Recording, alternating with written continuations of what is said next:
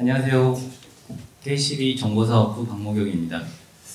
저희 일부 세션이 4시까지인데요. 제가 마지막 발표인데 시간이 지금 거의 다 된 것 같아서 제가 최대한 빠르게 진행하도록 하겠습니다.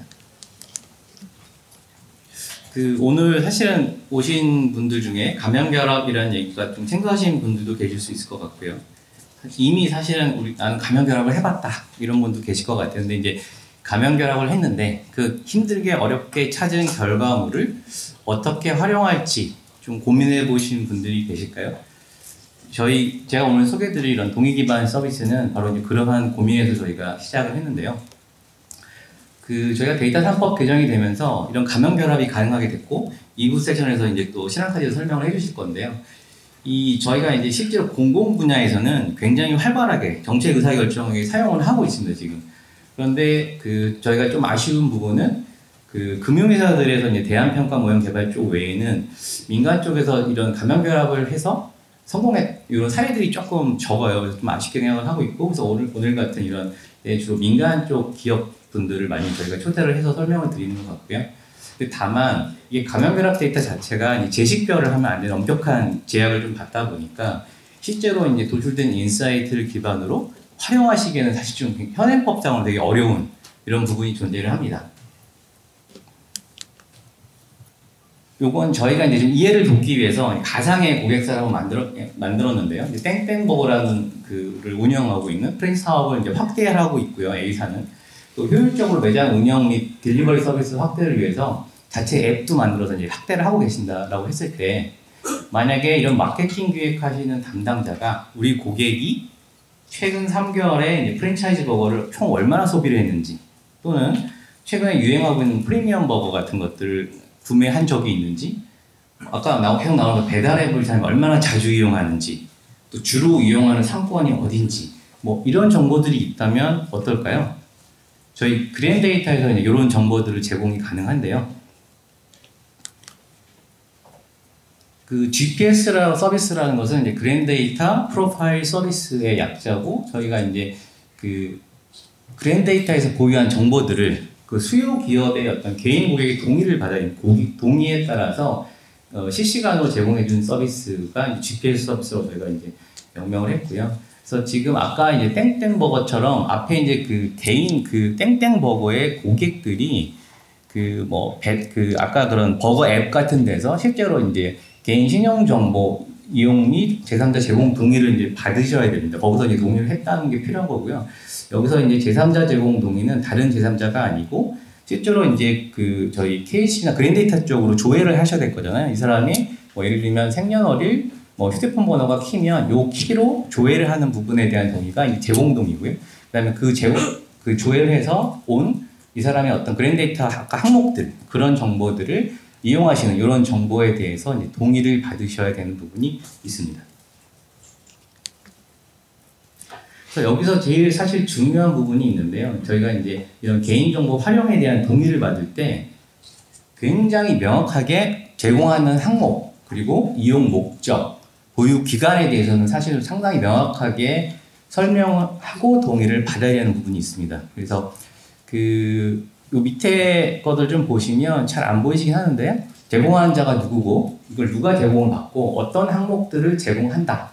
그리고 이용 목적은 예를 들면 저희 리서치 서비스 개발 및 운영, 그거에 대한 결합한 금융 서비스 이용 패턴 분석, 이렇게 되게 명확하게 이용 목적을 밝혀야 되고요. 그리고 또 하나 두 번째 이제 포인트는 가장 이제 저희가 이제 이용 목적 자체가 고객의 컴플레인을 최소화시키기 위해서 고객에게 직접적으로 혜택이 제공되는 퍼지티브 방식으로 저희가 설계를 꼭 해야 됩니다. 대표적인 경우가 이제 보험료를 할인해 준다든지, 아니면 저희가 대출 한도를 늘려준다든지, 이렇게 고객한테 도움이 되는 쪽으로 설계를 해야 컴플레인이 좀 작다라고 이해하시면 좋을 것 같고요.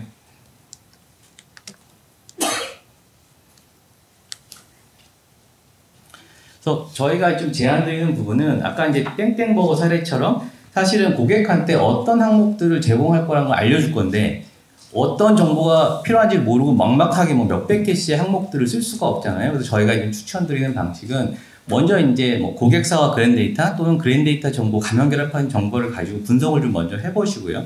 어떠한 항목들이 유의미하다, 꼭 필요하다는 거가 확인이 되면 그 항목들에 대해서만 선택적 동의를 잘 받으셔서 이걸 가지고 직접적으로 마케팅에 활용하는 이러한 과정을 저희가 추천을 드립니다. 다음부터는 저희가 이제 사례를 좀 보여드릴 건데요. 그램 데이터를 가지고 분석했을 때 저희가 이제 자동차 쪽 테마로 분석했던 사례를 좀 보여드리겠습니다. 그래서 보시면 저희가 실제로 이제 그램 데이터 안에서 저희가 특정 시점을 정해서 이 분기에 신규 자동차를 구입한 고객들을 저희가 이제 알고 있어서요. 그 사람들이 직전 분기에 예를 들면 뭐 교통 편의나 자동차 시설에 대한 관심, 그리고 뭐 신한카드에 있는 12개월에 자동차 정비한 이용 금액 이런 항목들을 저희가 발굴을 해서 이걸 가지고 저희가 이제 고객을 선별해 본 거예요. 자동차를 신규로 구매할 것 같은 고객을. 그래서 보시면 아래 표에 잠깐 보시면 전체적으로 이제 자동차 구매하는 그 이벤트는 자주 발생하는 건 아니다 보니까 이제 평균적으로 한 1% 정도의 고객들이 자동차를 구매를 했었는데요.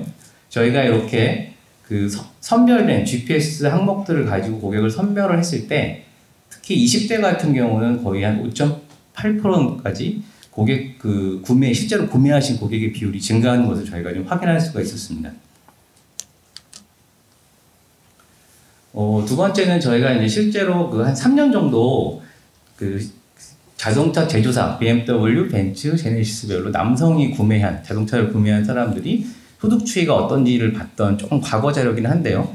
여기 보시면 좀 재밌었던 게 회색이 이제 2018년도고 이제 그 주황색이 2020년도에 구매하신 분들인데 BMW나 제네시스는 사실은 3년 동안 크게 구매하시는 고객들 소득 차이가 별로 없거든요. 근데 벤츠 같은 경우가 재밌는 게 18년, 19년도에 벤츠를 구매하신 고객의 소득 대비 다르신 분들 있죠. 2020년도 정도에는 소득 수준이 많이 내려가 있어요. 그러니까 벤츠를 구매할 수 있었던 사람들이 소득이 더 내려가 있는 이런 패턴들을 좀 확인할 수가 있었고요. 그리고 요 세 번째, 요것도 저희가 이제 그 차종을 선택할 때 좀 저희가 중요도가 높은 항목들을 사전에 좀 분석을 했었어요. 그래서 저희가 KCB의 보유 정보 중에서는 가구 소득, 카드 소비, 가구 부채, 신용 점수 이런 것들이 좀 중요하게 잡혀서 제가 요 항목들을 가지고 이제 세그먼트를 좀 만들었었는데요. 그래서 조금 재밌는 것만 보여드리면 세그먼트 5번 같은 경우를 좀 보시면 열을 다 더하면 100%가 나오는데요. 세그먼트 5번 같은 경우에는 BMW 보유하신 분들이 되게 높습니다. 근데 요 세그먼트 5번 특성을 좀 왼쪽을 좀 보시면 소득 수준은 제일 높은 집단이 맞고요. 근데 대비 카드 소비가 굉장히 높으세요. 소득 대비. 그래서 소득 대비 카드 소비가 굉장히 소비 성향이 좀 강하신 분들이 BMW를 구매하시는 성향이 강하다. 이런 것들 저희가 확인할 수가 있었고요. 두 번째 사례는 저희가 이제 스타벅스를 많이 이용하는, 저희가 여기 보시면 2020년도에 저희가 스타벅스 연간 1회만 이용하시는 분, 맨 마지막에 5번째가 연간 25회 이상 좀 많이 이용하시는 분들을 저희가 구분을 한 다음에 이분들이 어떤 분들인지를 저희가 그랜데이터 항목으로 좀 분석을 한 내용인데요. 왼쪽 첫 번째 보시면 국내 여행 등급, 맨 아래를 보시면 재밌는데요.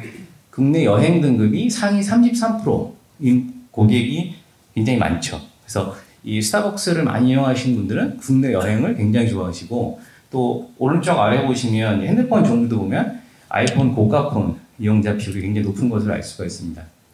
그리고 취미 같은 경우도 좀 재밌는데 왼쪽 아래 보시면 취미 같은 경우도 식도락이랑 쇼핑 같은 경우에 굉장히 스타벅스 이용 많이 하시면 이런 비중이 높은 것을 알 수가 있습니다. 이렇게 저희가 이제 선정된 아이폰 고가 이용하고 소득 수준이 높고 앱 구매 등급이 상위 이렇게 저희가 선정된 정보를 가지고 30대 여성분들, 그런 유사한 속성의 30대 여성분들이 가장 어디에 많이 사는지 이제 분석한 게 오른쪽 화면인데요. 강남구 안에서는 이제 음마아파트가 가장 많이 살고 계셨고, 서울시 전체에서는 헬리오시티에서 30대 여성분이 지금 방금 봤던 그런 유사한 고객분이 많이 살고 계셨습니다. 그래서 사실은 요거는 저희가 이제 동의가 없었기 때문에 지역만 이제 집어드렸는데요. 앞에서 말씀드린 것처럼 고객의 동의를 받으시면 이러한 항목들을 고객별로 획득할 수 있다라고 이해하시면 좋을 것 같습니다.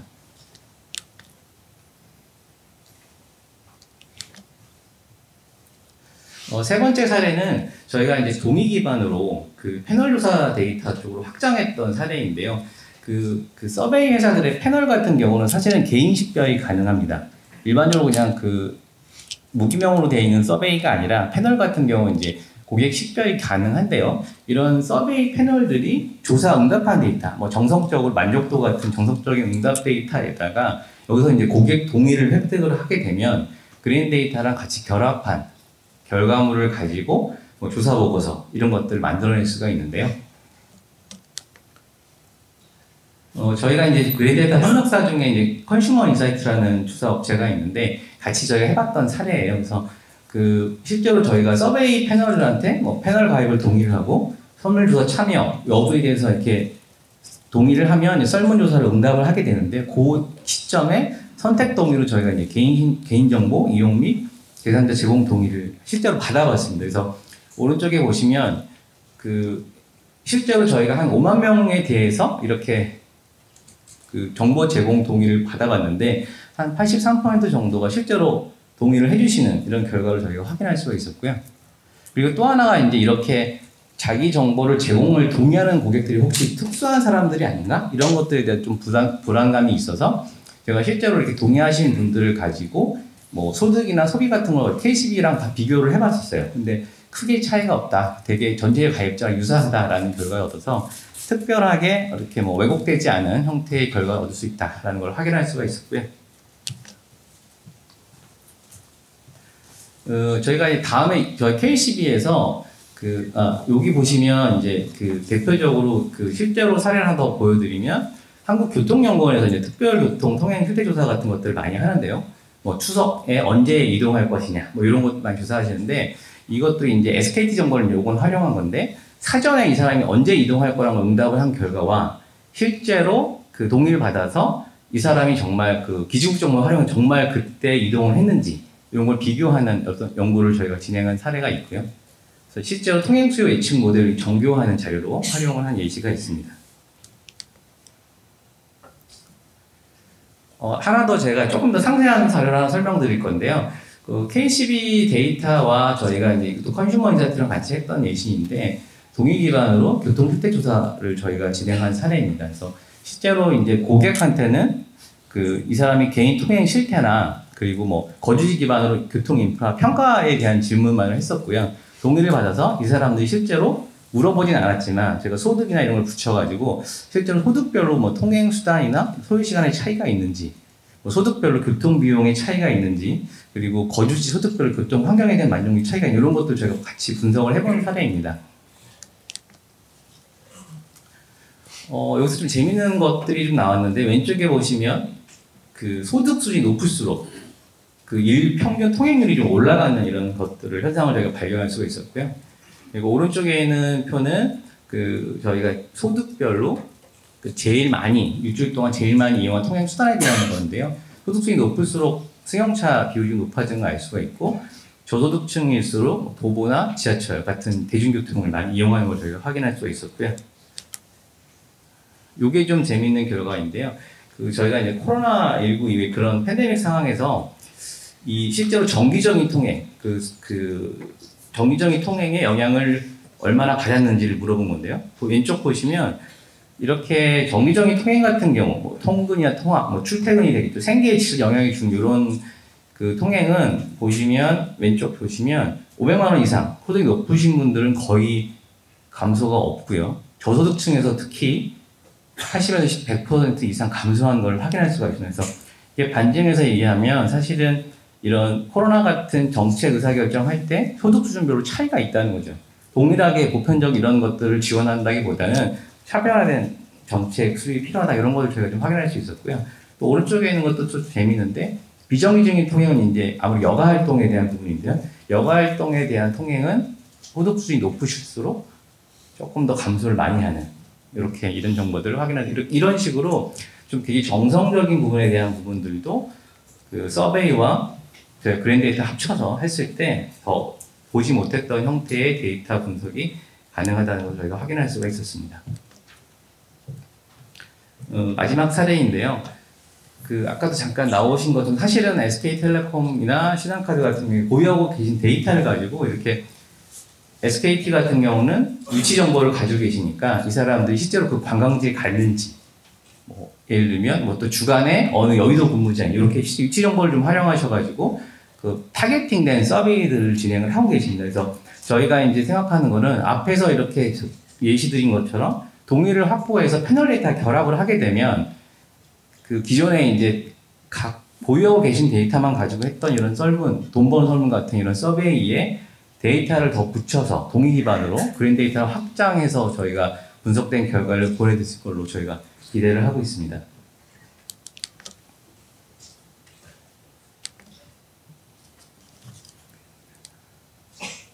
네, 마지막 마치고 제가 발표 마치겠는데요.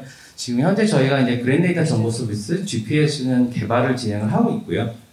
그 최종적으로 SKT 내부 의사결정 거의 마무리 단계에 있다고 보시면 됩니다. 그리고 두 번째 고객사랑 저희가 그랜데이터 가면 결합을 먼저 진행을 좀 하셔서 인사이트 발굴을 하고 그런 동의 기반의 선정된 항목을 활용하는 방식을 좀 저희가 다시 한번 추천을 드리고요. 그리고 한 번 더 당부드리면 이런 개인정보를 획득할 때 아까 말씀드린 것처럼 목적, 기간, 보유 기간, 항목 등에 대해서 명확하게 그리고 퍼센트 방향 꼭 설계하셔야 된다는 거고요. 그리고 마지막으로 설명드린 것처럼 이렇게 조금 부담스러우시면 이런 그 서베이를 먼저 진행을 좀 해보시는 이런 형태로 단계적으로 좀 접근해 보시는 것도 좋을 것 같다. 이렇게 말씀드리면서 발표 마치도록 하겠습니다.